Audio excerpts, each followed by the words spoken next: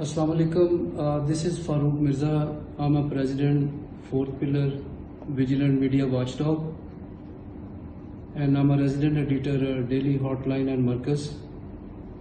I'm here with Cynthia Dawn Ritchie. Everybody knows she told us her story, and one of the incident happened to her was very outrageous, and lot of stories, lot of interviews, and we decided to visit her home to talk to her directly, and some of the things that media is not showing exactly what she want to communicate with the public. So we will ask Ms. Ritchie direct questions. I was originally invited to Pakistan. My trips were coordinated to Pakistan by Pakistani Americans.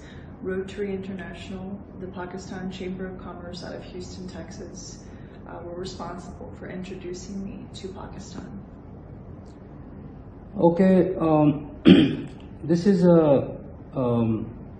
something that the public and the local Pakistani communities, they should know about. I will ask you direct questions. Am I talking to CIA? No. So how you can justify this major question, the media asking, it's everybody asking? What's interesting is that that's sort of a catch-22, because when I say I'm not CIA, then people respond with, oh, that's the first thing CIA would say. I don't know. My best guess is to make humor out of it and tag CIA on Twitter. Let's ask CIA. Maybe they'll say, no, Ms. Ritchie doesn't work for us, according to human resources. There's no way I can say other than look into my history. I welcome investigative journalists to do their job. Okay, fair enough. Pakistan has a lot of attractions. One is tourism that you like most. Then mysticism, we have a Sufism. We have a lot of blessings here in this country. What most you like that inspired you to be here and decision to stay here for a long time, almost 11 years. So, can you please explain to me? Despite the challenges that I've had here, I've discovered so much more beauty, both in nature and in the human spirit in Pakistan. Some of the most beautiful, some of the kindest people I have met have been some of the poorest people in the villages and the places that I have traveled. And the continued learning of various cultures and faiths, belief systems, is what has always intrigued me about Pakistan. Great. One more thing, Cynthia, you accused 3 individuals, they are related to Pakistan People's Party. The most, the case is a rape case is happened. Can you tell us what exactly happened and how Mr. Rahman Malik come to that point and he dashed at you, tiger dashes lamb. So how, can you tell us a little more detail? Yes, the 3 people that I recently mentioned included former Federal Health Minister Makhdoom Shahbuddin, the former Prime Minister Yusuf Gilani, and the former Interior Minister Rahman Malik. To be very clear, because some of the Pakistani media have misreported what I said about my interaction with Makhdoom Shahbuddin, 98%, the vast majority of my interaction with Makhdoom Shahbuddin was very pleasant. It was very cordial. I found him to be very witty, but almost like sort of an annoying uncle in some ways. The isolated event that was slightly inappropriate was when I was upset about something personal. He came up from behind me, surprised me, and gave me a bit of a shoulder massage, and then his hands moved further down my back, and I stepped away and said, that's not necessary, that's inappropriate. That was an isolated event, end of story. Prime Minister Galani, I was actually invited to the presidency while he was Prime Minister, and this was coordinated by, again, Pakistani Americans, a small delegation that wanted to do business with the government of Pakistan. And I was invited as part of that delegation. The entire meeting was most cordial. Prime Minister Galani seemed to be a bit unwell. I don't recall him eating or drinking anything that was provided to us. But when we went to say our goodbyes, he gave me a hug and his arms graced the sides of my breasts. That's the end of that story. It was an inappropriate hug, and when I stepped away and I remember looking at the other 4 men that were in the room, and they looked down and away as if nothing had taken place. So did you react at that time, or you asked him? I just stepped away and I said, I'm ready to go. Okay. Because no one, it was very clear to me that no one in the room was going to say or do anything. The reaction was as if nothing untoward had happened. Did you meet him after this incident again? I saw him at different diplomatic receptions from a distance, and then once again more recently, I believe last year. Last year met with him. Okay, can you tell us some more details about the rape case that you talked about? This is a bit more detailed because when I was first taking my trips to Pakistan as coordinated ultimately by Farhana Swati, she is the daughter of the former Minister of Science and Technology, Muhammad Azam Khan Swati. When I came back to my residence, I was stunned for a few days. I didn't go anywhere. I didn't know what to do. I felt very dirty. And it's like being in the desert, the first thing that I wanted to do was wash my body. I wanted to wash everything off of me. When I'm mentally upset, when something traumatic like this happens to me, I get into cleaning mode. That's when I just get into a cleaning mode when I'm really upset. I clean my house, I do my laundry, I vacuum, I scrub. This is one of my ways of stress relief. And I laundered everything. I didn't think to keep anything that might have some DNA or anything like that, but when he said he would spill outside of me, I don't know. I wasn't in my mind at that point to be able to think, okay, there might be some residual or trace, and even if I did have something, who was going to believe me in Pakistan? Yes. So at this point, I had been in Pakistan for a few months, and I had been to a few parties, and I had met some people, diplomats that worked at the U.S. Embassy, and I had the contact of someone that worked in the political section.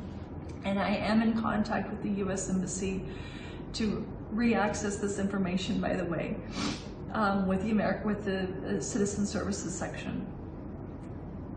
Within a few days of this event taking place, I messaged my contact at the U.S. Embassy who worked in the political section, and I said, there's a party upcoming. Will you come pick me up? Because I'd like for us to attend. I didn't message anything else, because at this point I suspected that every bit of my communications was being monitored by Rahman Malik. And so the political officer responded, yes, sure, I'll come pick you up. I wanted to tell him what happened to me in a very large public setting with a lot of people around us and a lot of music, because I was afraid of being overheard. My room in the National Institute of Health had already been rifled through. Someone had already tried to break into my room in the middle of the night while I was there, and I reported it to the federal health minister, who expressed some mild concern but did not react in a way that I thought would have been more appropriate. So I was already beginning to notice that things in my room were either missing or shifted around or had been rifled through. So when I met this official at the U.S. Embassy, when I told him that this is what happened, he said, "You know that U.S.-Pakistan relations are not very good right now." And I just looked at him. And I said, "What are we going to do about this? Who do I report this to? I clearly can't report it to the Pakistani authorities because the top Pakistani authority is the one that raped me." Yeah. And so he said that he would put me in contact with someone else at the embassy, which turned out to be another male. And he said that they could ensure that I got on a flight back home. And that's all they offered me. That's all there. That my own government failed me. But I wasn't going to give up. I did not want to give up, but I certainly did not want to burden my mother, who was a widower. I did not want to burden my family because I had convinced them that the Pakistanis were taking care of me and I was fine. And everything was going fine. I lied to my family because I did not want them to worry anymore. But I also did not have the voice back then, 9 years ago, that I have now. Did you spoke to State Department back home in Washington DC or some other agency, or you filed a written complaint about that? I did talk to a couple of people in Washington, yes, when I had a chance to go back home. Okay, one more question. People they are asking. You answered most of that. Why you took too much time to tell your story? So I think this is the time you should explain to me what justification do you have for being quiet for so much time? It's understandable. I was scared. I was alone. The very people that I trusted to help me were the ones that abused me. The top authority law enforcement official in the country who promised me that I would be safe and secure is the very one who abused me. The reason I took so long is because it's been several months now. I have been harassed on and off over the years by PPP in various ways, and I've been attacked in various ways that I have now gone into more detail with additional agencies. There are multiple people that I've been attacked by, mostly by PPP. That's another story. My family is now being attacked. Several months ago, a fake social media profile was created that contacted my two sisters in the I fully intend to pursue all legal remedies in Pakistan. I am not going anywhere. We are pursuing, through my lawyers, a criminal case against Rahman Malik, civil cases against those who have stolen my personal identity, and any and all individuals who have aided and abetted these individuals by leaking my personal information and violating my privacy. One more thing. What did you talk to Imran Khan recently, or are there any his cabinet members? And a lot of folks in his cabinet, they are from US. They are US citizens. Did you talk to them about this incident, or they promised to help you? I have not spoken directly to Prime Minister Imran Khan regarding this matter, but I am quite sure that given the reach of what has taken place, that they are aware of it. And I am available for contact at their earliest convenience. Okay, one more thing I want to clarify. When you used to build social media strategy with Imran Khan, you were on their payroll or just a volunteer work? I have always only been a volunteer worker to assist when I was assisting PTI with their social media strategies. I never at any time received any payment. Okay, last question, Cynthia. According to the media claims that your status would be expired on June 30th and your visa would be expired.